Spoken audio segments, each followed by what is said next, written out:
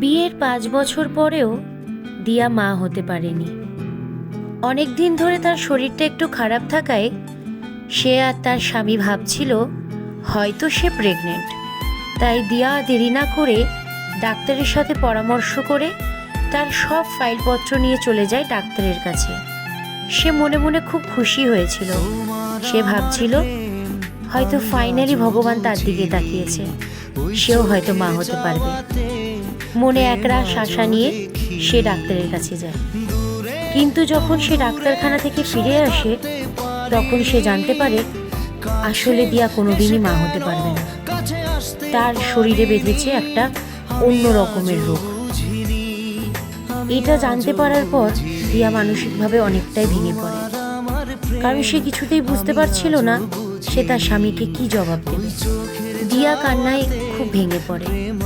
এরপর তার স্বামী যখন অফিস থেকে ফিরে আসে তখন সে দেখে তার স্ত্রী প্রচণ্ড কান্নাকাটি করছে।